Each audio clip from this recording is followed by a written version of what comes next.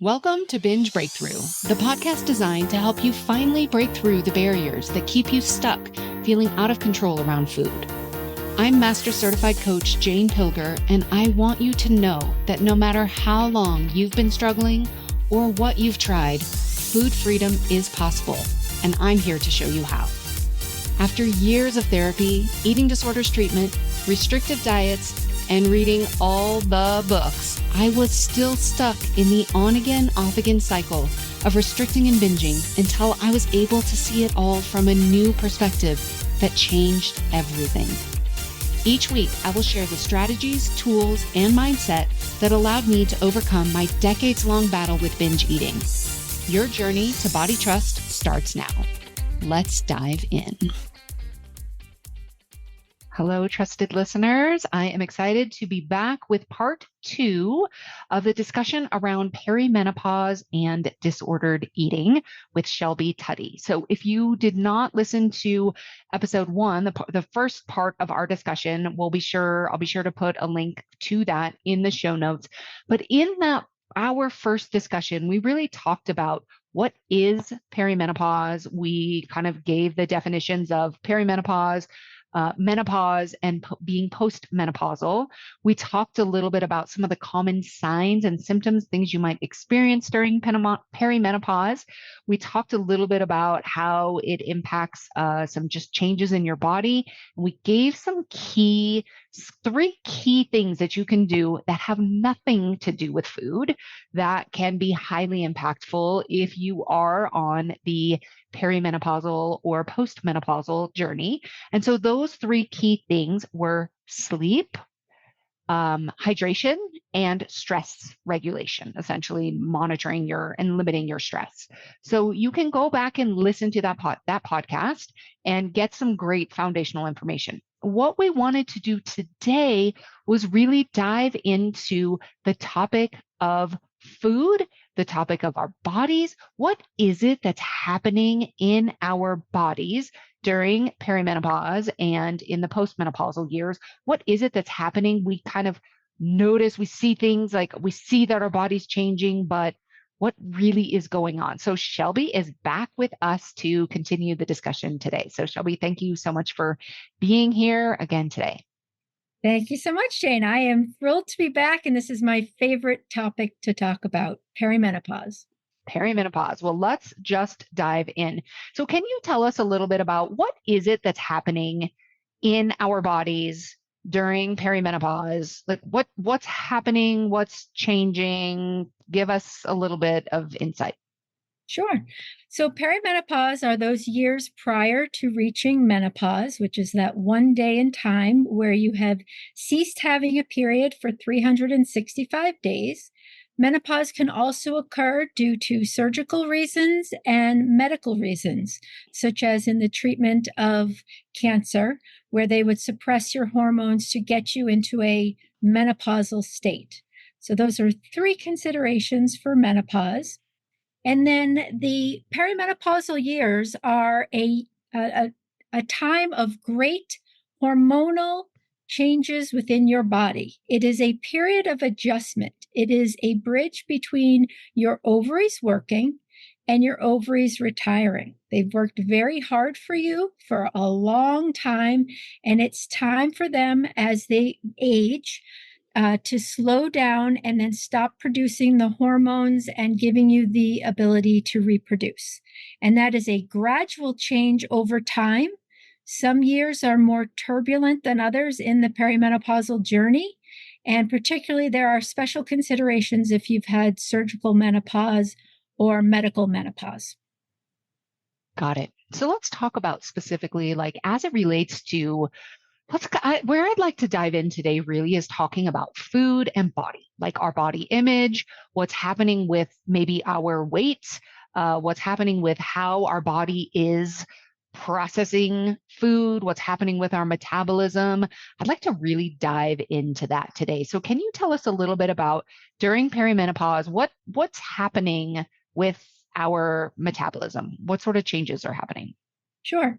So the thing that happens in perimenopause are a number of different things. And I get a little disturbed when people want to blame one hormone versus the other on these changes, because really that's not how our bodies work. Our bodies work in tandem as a unit. So although there are a variety of changes with the hormones going on, we can't really pinpoint which hormone is causing which issue in regards to your hunger levels, your sleep, and so forth. So we really want to look at the body as a whole. When it comes to perimenopause, there are some changes that happen between early perimenopause and later perimenopausal stages. Initially, in early perimenopause, you're probably not skipping periods. You're probably not having hot flashes. Your estradiol estrogen is relatively stable. You may see your progesterone start to decline as you stop ovulating regularly. And then your hormone called FSH, which controls your ovulation, tends to increase. So right there, there's a number of different things going on in your body. As you progress further into perimenopause, you'll start to see spikes in your estradiol estrogen. Your progesterone overall will start to decline. Your FSH will also start to increase as your brain tries to scream at your ovaries to get it to ovulate. It will release more and more FSH. So just in your reproductive hormones, you have that going on. At the same time, those hormones control other hormones like your ghrelin and your leptin, which controls your hunger and your satiety. You have your cortisol and your adrenaline levels that also get impacted. And there are so many other hormones in your body that we don't even know about yet, because this is a new science, particularly with estrogen, that it was only discovered in the 1990s that for women, it is a full body hormone. We use it for so many other things than just reproductive health. So as those changes through perimenopause are happening, those will affect not just your weight, but also your metabolic functioning, your basal metabolic rate, which is your baseline metabolism. It will, your nutrient differences occur during this time. You have different things that you need as you go through this change. And then the last one is a reduction in the nutrient absorption. And there's a number of reasons for these things happening through the perimenopausal process. Wow, so there's a lot going on. Yes, and that's why I don't like people to say, oh, let's just blame it on estrogen, because that's only one piece of the puzzle. So many different pieces of the puzzle. And it sounds like, depending on where you are in your own journey, whether you're somewhere in the perimenopausal process or you're postmenopausal, throughout this entire time, there are a lot of different things going on. So we can't even just pinpoint anyone in perimenopause is doing this, because it's going to be really varied. Sounds like person to person and where you are. We're all so individualized, down to things like our blood type, our gut microbiome, our preferences, our genes. There are so many different variations in our bodies. Generally, they all work the same, but there are variations within our bodies that affect how we react and respond to things. Some people are very sensitive to the hormonal shifts and changes during perimenopause, and those people tend to get more symptoms, and other women are not as sensitive to those hormonal changes, and they'll have less symptoms. So when your girlfriends tell you, like, I have no idea what you're talking about, I've never heard of this, what's burning mouth syndrome? Now you know, like, don't feel like you're going crazy or that you're the only one experiencing this. We truly do experience this as individuals.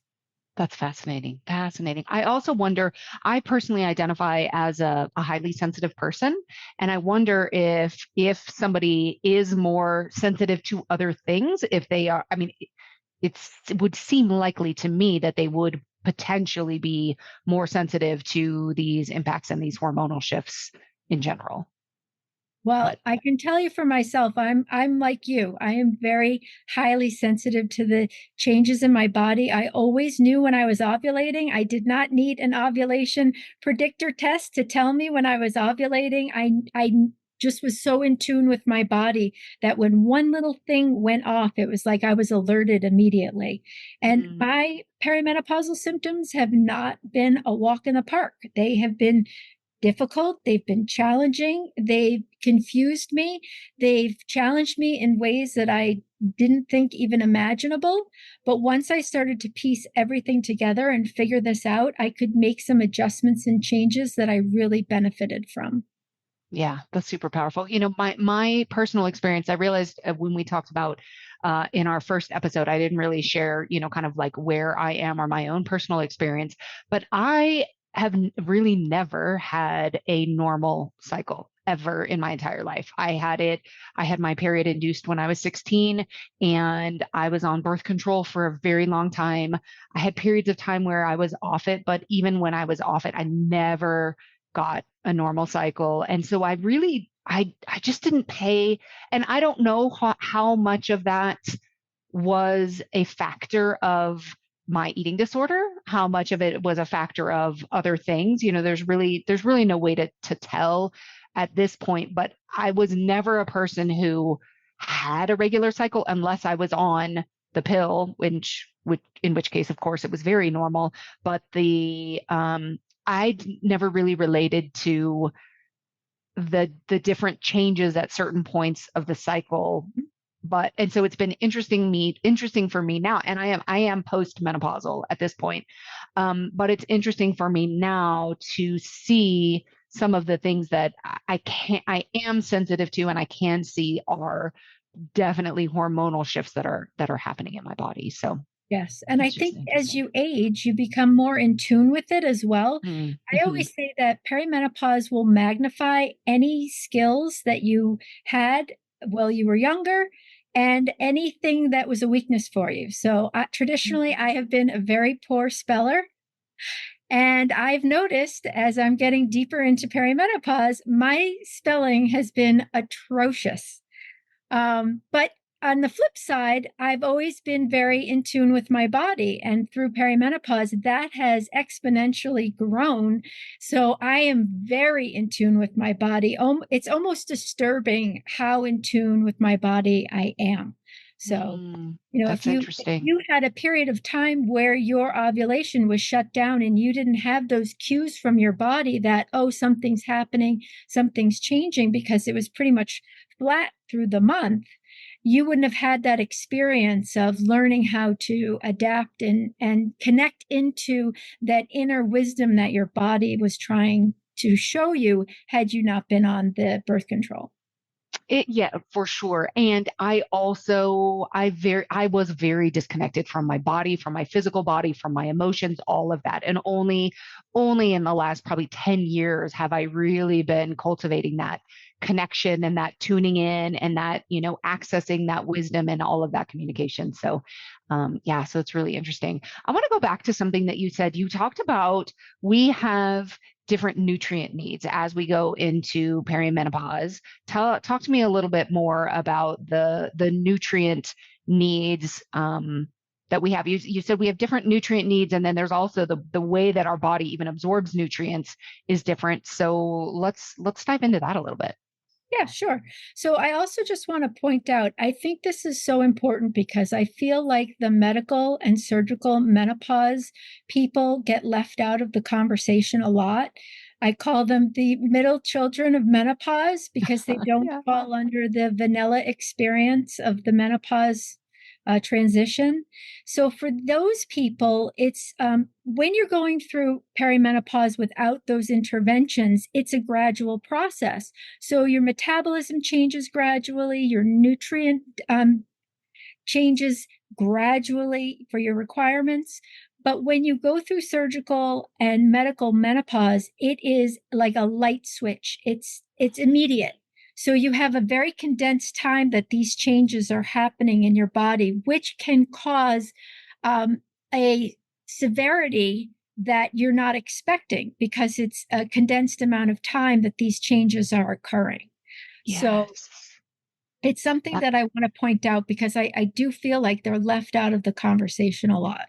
Yes, I'm so glad that you point that out. And what comes to mind as you share this, I have a friend who went through ovarian cancer and through her treatments, ended up having a full hysterectomy. And I can remember the challenges that she had around really just what the shifts that happened so quickly in her body and through all of that. And yeah, I can imagine that's a yeah, I'm glad you brought that up. Yeah. But as far as nutrient differences, you really like this is when nutrition becomes extremely important. So you could have gotten away with eating those potato chips and the hot dogs and the pizza and not feeling the effects physically from eating that kind of stuff. The processed foods, the saturated fats. But as soon as you start going into perimenopause, the game changes and nutrition becomes extremely vital. You need the nutrients of the vitamins and all of the other good things that's in food to help support you through the perimenopausal transition and also through menopause and aging. So let's not forget about the aging piece because we all are aging and we still need to take care of ourselves. But the nutrient changes are definitely an increase in your protein intake. That becomes extremely important. And I won't get into the specificity of whether you're a vegan or vegetarian, pescatarian, or you eat meat. People who are on special dietary constraints kind of understand for themselves what they need to be doing as far as protein intake. But protein overall is probably the most important thing as you go through this, particularly for your lean muscle tissue, to make sure that your muscles don't waste away as you age. You need those muscles as you age to support your body and also to support your metabolism. Your metabolism is based on your muscle mass and it's functioning properly. Yeah, absolutely. So what about the nutrient absorption and the ability for the body to absorb nutrients as we go through this time? Yes, so that changes as well. So your stomach acid levels can change during this time. Your gut microbiome, which helps digest your food, can also change during this time. So there's a number of different things that are going on that will affect how you are able to absorb your nutrients from your food. So I hear a lot of people talk about as they kind of get into this time of life, whether, it could be anywhere in their late 30s, into their 40s, into their 50s, you hear people talking about, I just suddenly developed an allergy or, a reaction to eating certain foods, or all of a sudden my body cannot process alcohol, for example. Is this all is this just all kind of normal part of the journey? Yes. So, caffeine, you might all of a sudden start having a sensitivity to caffeine. You might find that you cannot no longer drink alcohol. You find that you can no longer have carbs without bloating up immediately because your ability to digest carbs changes. That's not to say that you don't need them anymore or you should cut them out completely. It's just to say that your carb digestion is a little bit different. Interesting. And so is this going to be a matter of, again, everybody's journey is individual, so we have to really just kind of pay attention to what are you noticing in your body specifically?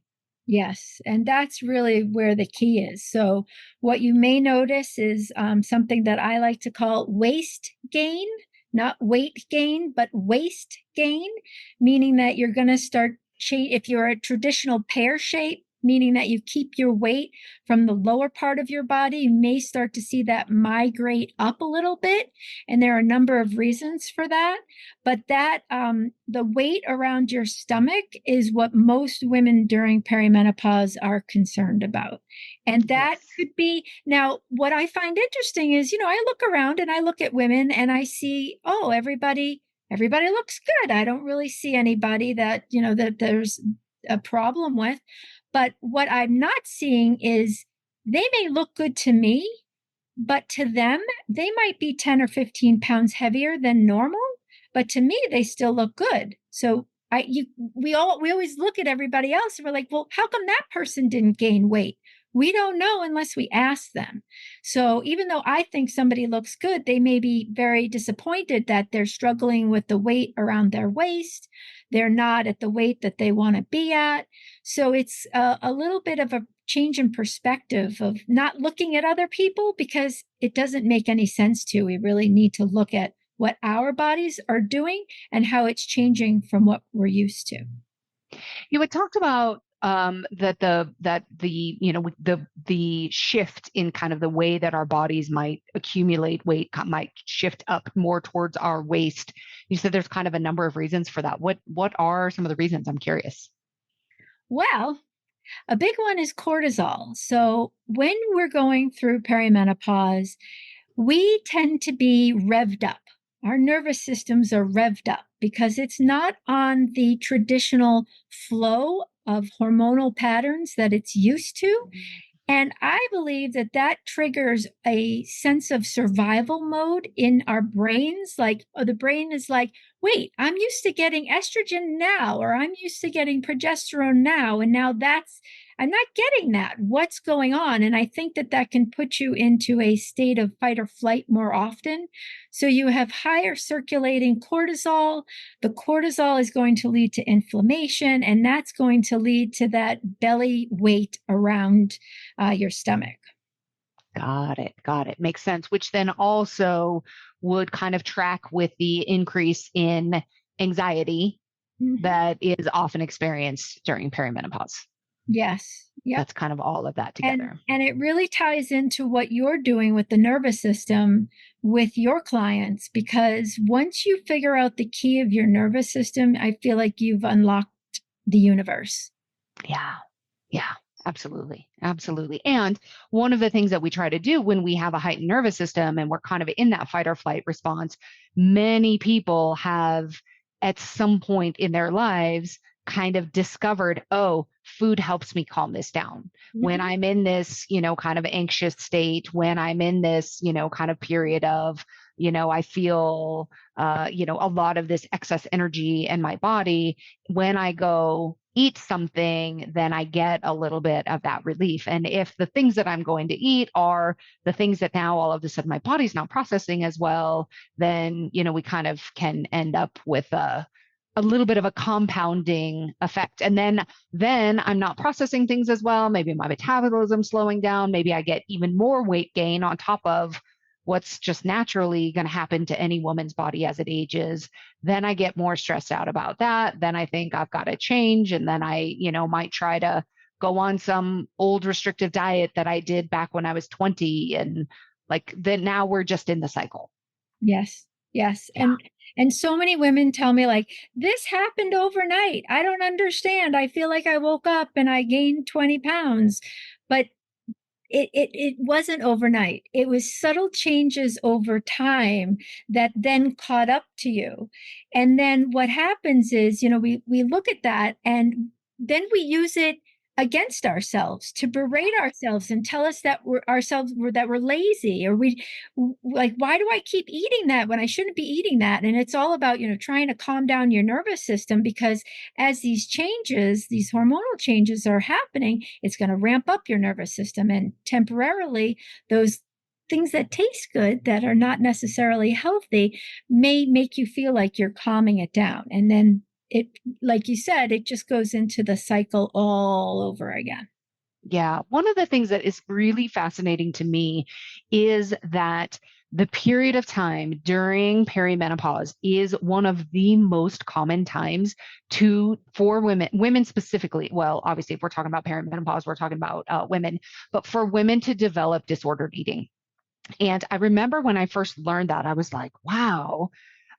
I kind of thought about developing disordered eating more in the, kind of teenage years or when you go to college, which are also very common times. But it makes sense this time during perimenopause. We're also having these fluctuations, these extreme fluctuations in our hormones, which change what our bodies look like, which is very similar to what was happening in our teenage years, which is a lot of another prime time to develop disordered eating. Is we have these changes in our hormones. These hormonal changes physically change the shape of our bodies. And then we, as the inhabitants of these bodies, kind of freak out and like, no, I don't want this change. I want what I had before. So it's kind of, if we think about, and this I think is very interesting. If you think about a teenage girl who is trying to not have the curves and not have the filling out of her body that comes with hormones and comes with turning into more of a mature female adult, she's trying not to have that. That's where a lot of that initial kind of disordered eating comes in. It's very similar as to what happens in perimenopause. We have women who are trying not to let our bodies do the natural changes that are going to happen with these changes in menopause. So I think it's like, if you can imagine for yourself, if you are a woman in perimenopause or menopause, and you can imagine the kind of ridiculousness of a teenage girl trying to stop the curves and trying to stop her body from filling out, it's the same ridiculousness that we are trying to keep our bodies the same as they were when we were 30 or 25.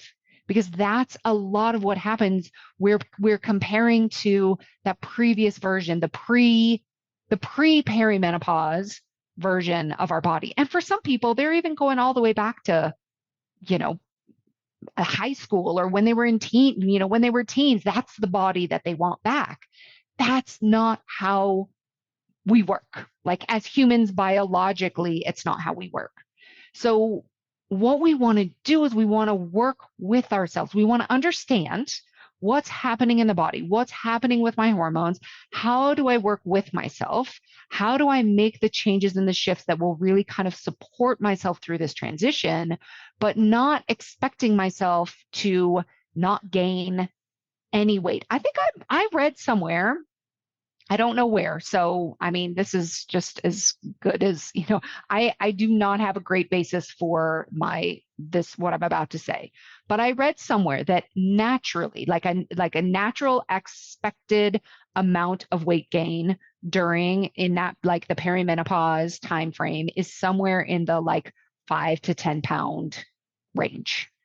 But what often happens is that women, when they start seeing their weight creep up in a very natural way, they freak out, and then they start trying to do all of this stuff, take all of these foods out of their diet, and they end up kind of on that restrict binge cycle where they try to take all of this stuff away, and then they end up, overcompensating and then eating so much, and then they're just on this whole roller coaster, which has them ultimately end up gaining even more weight than they would have if they had allowed for some transition and some change in their body, but not freaking out and trying to prevent it from happening altogether.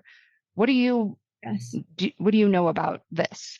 Well, I can give you the exact numbers because I have them right in front of me. Fantastic. But, I want to mention also that when that happens, what we as women tend to do is to revert back to the things that used to work for us in possibly going back as far as our teenage years. And what are those two things? It's restricting your calories and over exercising. And those two things will majorly backfire if you try to do them in perimenopause. Those two things will put your body into a survival mode state. Your body is already in a survival mode state from the changes going through perimenopause. So you're compounding the issue, creating more cortisol release and other hormonal disruptors. And then it's just compounded over and over. And then people are like, but I'm doing what I used to do. Well, honestly, we shouldn't have been doing it back then, but our hormones being on a regular cycle was protective when we used to engage in those activities. And now it just completely backfires. And the recommendations are that you eat for your weight. It's not to go underneath what you should be eating. We all have a number of calories that we need to eat every single day, and it varies by person, just to support our bodies. So if you were wanting to lie in bed all day and do nothing, your body still needs a certain amount of calories. And the recommended amount that you don't go under is 1,200 calories a day. And there are some online calculators that are calculating out 800 calories a day, 900 calories a day. My body, and I'm short, I'm 5'2", my body, it just wouldn't work by not giving it the calories that it needs to do all of these processes that it has to do every day. Your body's working so hard on your behalf every day just to get you through the day. And we never stop to thank it or appreciate what it does for us. All we try and do is say, well, I don't like the shape of it. I don't like how I look. I'm going to try and starve you basically into doing what I need you to do. And then just to answer your question, I do have the numbers right here. Right. On average, women gain 12 pounds within 8 years of menopause onset. Okay. 12 pounds. 12 pounds. So I do want to say for anybody listening, if you're hearing numbers of calories and you're hearing numbers of weight and pounds and it's feeling a little bit triggering, this whole journey is very possible, and I recommend doing it without weighing yourself and doing it without counting calories. I am not a proponent of counting calories. I am not a proponent of weighing yourself. For a lot of people, doing either one of those is going to, I don't know about is, has an increased likelihood of creating more disordered eating patterns around it. And this is where we can kind of get into that, like, what is the relationship between perimenopause and disordered eating? When these changes start happening with our body, if we have naturally, on average, people are gaining 12 pounds or so, and we have people who are like, I don't want this. I see the changes. I see this waist gain. Maybe I am weighing myself, whatever it is. Then I'm going to try to do all of these things to prevent that from happening at all. Then we get on this cycle that does become kind of crazy making. And a lot of times it can show up in trying to count your calories, trying to count your macros, trying to count, trying to get on the scale every single day to see what's changing. Is it going up? Is it going down? What's happening there? This is why this time of life is a very common time to develop disordered eating. There are a lot of women who make it through many decades of their lives without developing disordered eating. And then all of a sudden they start seeing changes in their body. They start seeing things happening to their body that they've never seen before. And then all of a sudden they're like, really, again, that fight or flight, really, this feels very threatening. I've got to fix this. And they do it in ways that are going to promote more kind of disordered eating type of scenario. So that's really what we want to be watching out for. Yes, we want to be informed. Yes, we want to give you, here are some things that you can do as it relates to what you're eating, what choices that you're making. And we also want to be on the lookout for what might be considered kind of danger zone, like this might be maybe more at risk of developing more of a disordered eating pattern.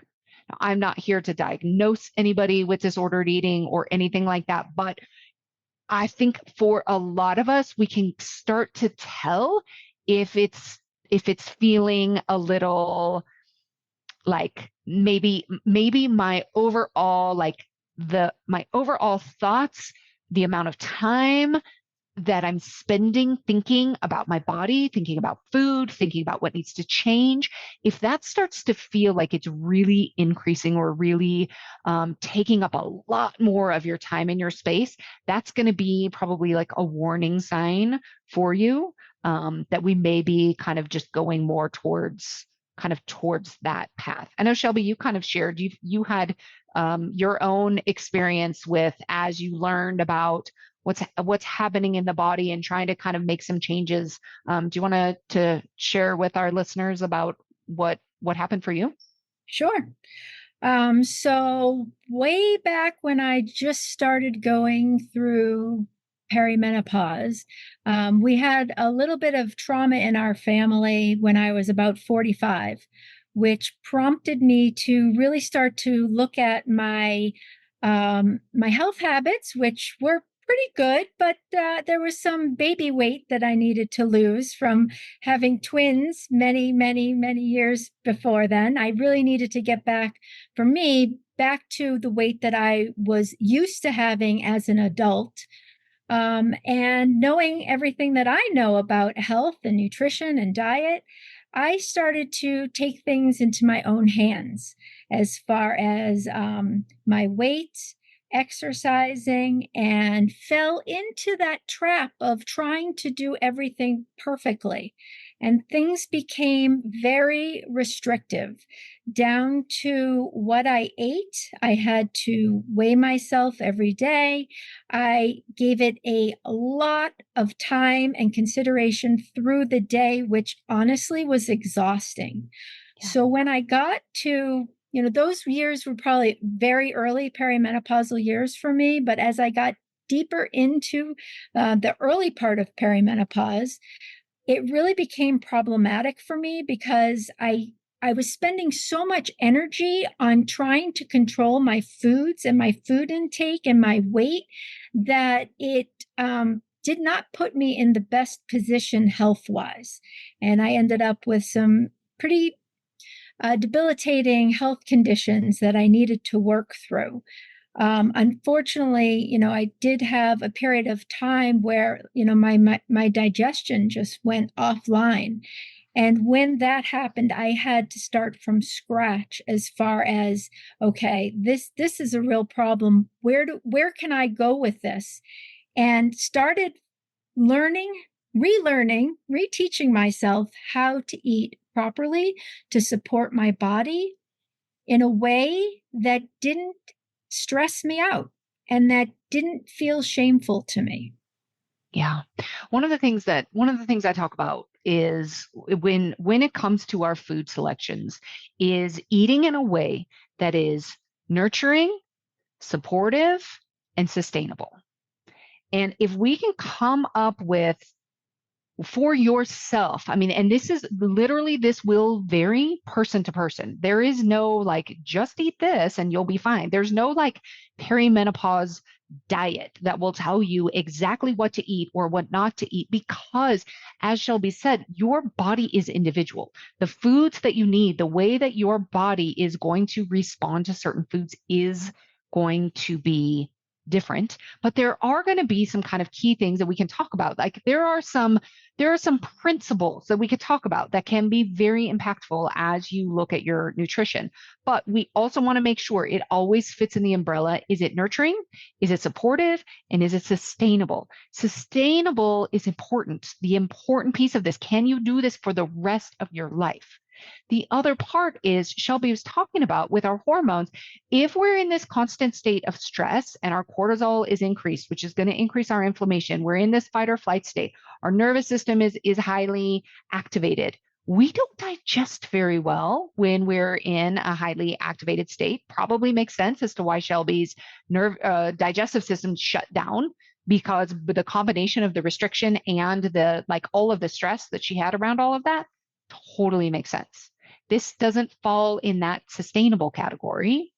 We also want it to feel safe to our bodies. We don't want to be putting so much stress on ourselves about what's happening that we're creating even more stress because we're stressed about the size of our body or we're stressed about what we're eating. We really want to create more peace, more safety, and more connection with our bodies while also understanding, all right, there's a lot that's happening within my hormones. My ovaries are trying to retire. There's a lot going on here. And overall, my brain is like, I'm not really sure what's going on or when I'm going to get these hormones. So, there are things we can do to kind of like let it know, I've got you. We're going to take care of you. We're going to respond and act in a way that is as supportive as possible. So, Shelby, if we wanted to give the listeners some just real key items as far as nutrition goes, while also just with the caution, like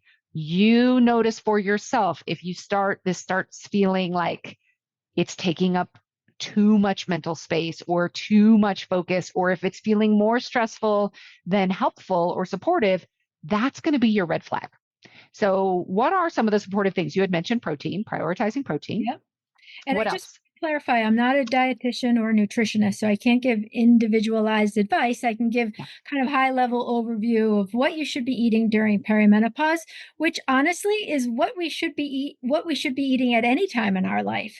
There's going to be room for. I want to just say one thing real quick. Rather than what you should be eating, what is the most supportive way to support your body? I don't like should at all. Like there's no should, you shouldn't be, you should, because then it sounds like rules and all of that. So I just want to like, how about a way of eating that is the most supportive for a perimenopausal body? Yes. You want to make sure that you're eating regularly. Skipping meals and letting your blood sugar crash and spike is not very helpful to your body during this time. You want to try and keep your blood sugar even through the day. I know that intermittent fasting is very popular right now. I would not recommend it. I don't, as you know, aligned with Jane's values, the word dieting shouldn't be used. It's about eating to support your body through the day and not going too long before you have that snack or that meal. Really to support your body as you're going. It needs a lot of a lot of energy to support these changes that are happening through your body. And the way that we get energy is by eating. Yeah, absolutely. Absolutely. Yeah. Yeah. So probably I'm going to say prioritize protein. We want a nice balance of good whole foods. Fiber's so great for your microbiome and your gut, your digestion. And a lot of it is going to be really pay attention to the way that you feel after you eat certain foods. Like your body really does know the best, and it really is always, always communicating with you, always. One of the things I remember that we talked about, I don't believe we talked about it in the last episode, but you and I talked about it in a previous discussion. And this really goes along the lines with the idea of, not even the idea, but just the fact that we have increased cortisol. We have, all of these things going on in our body is kind of going to increase just the stress in our body as we're trying to figure out what's happening, trying to, get that balance going on. We have, kind of likely an increased amount of, anxiety and stress. One of the questions that I asked you, we were talking about in general, like where we have, we're trying to, we all have like a certain size of tank, right? We have our tank and we're like overflowing and we're trying to fill everybody else's, bucket or their tank. And then, we also have our own. And I ask you, like, does the size of our tank or the size of our bucket, what we have capacity for just overall in a given day, does that change during perimenopause? I believe it does, and I've definitely felt it myself. So, and so many other women say things like, you know what, I'm not able to do X, Y, and Z that I was able to do before now. For example, multitasking. All of a Yes. sudden, that becomes a huge issue when you're going through perimenopause. Spending too much time on our devices, that tends to rev up our nervous systems, and you can feel it. I have women that all of a sudden no longer can drive on the highway because it's too stimulating and they can't keep track of what's happening and the speeds and the people around them. It becomes overwhelming. So, all of those things, maybe you're procrastinating more. There's all these things that can happen that give me the indication that our stress buckets are full and we need to make room in them during this time. Yeah, I think it's so good to know. I think, again, I just got this image as you were talking about that. It's the same thing when we think about, when we think about kind of the ridiculousness of a teenage girl trying to not allow her body to, like grow and to evolve. It's like we're trying to stop the natural progression of what's going to happen. We all know that as we age, we do lose we don't lose it, but our overall bucket, it is going to shrink. I mean, look at anybody who is well into their older years, what they are able to do, what they have the energy for, what they have the capacity for, it is less. So we are on the road to that. It doesn't mean that we have to give up, but I think we create so much more stress when we're trying to expect ourselves to do the things that we used to do in our 20s or in our 30s when we simply don't have the hormonal, the physical capacity to do that. So if we can meet ourselves where we are, there's so much that we're capable of, probably way more than we actually do when we're so stressed out and trying to kind of work against ourselves. So I think it's just really good to know that that capacity does lessen. But if you can work within that, there's still so much that's available for you. Yes, Um, and that's what I said. Like if you can unlock and understand your nervous system, that really is the key to the universe because then you can start to see how your body is affected by the stress around you, whether it's that email from your boss or an argument with your child.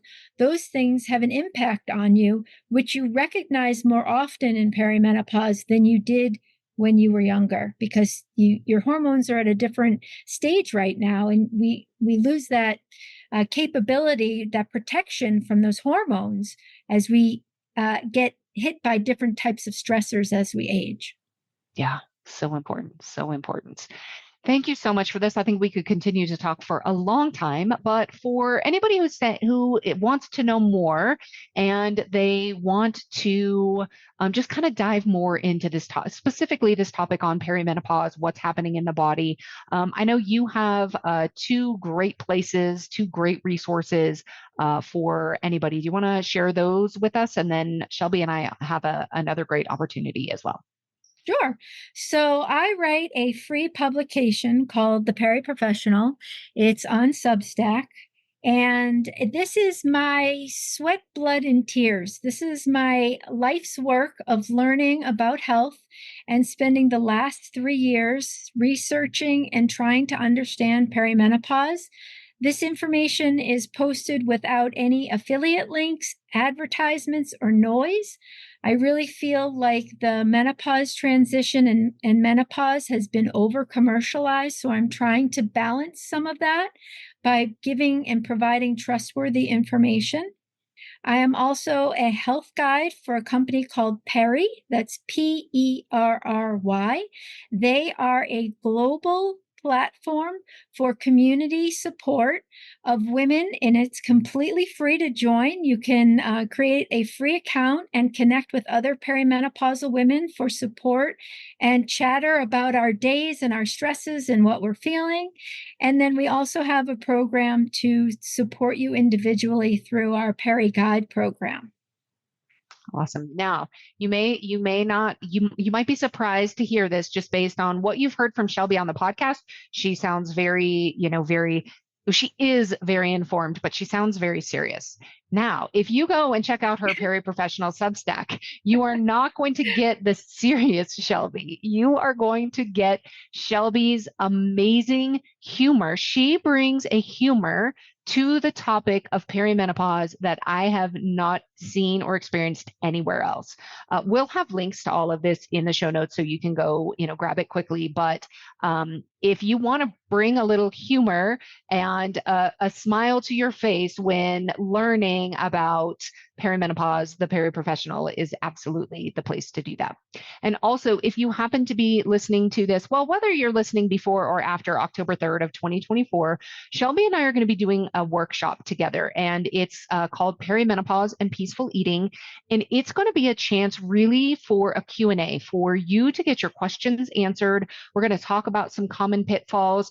My goal will be to talk about things that hopefully in a different way than we've talked about here, so that we can make sure that we're really just continuing to provide some additional information and insights for you. So that workshop will be on October 3rd. I'll have a link to that in the show notes as well. So Shelby, thank you so much for joining us again. This is such an important conversation. And, if we end up with more questions and more desire to continue the conversation, we can certainly do that in the future.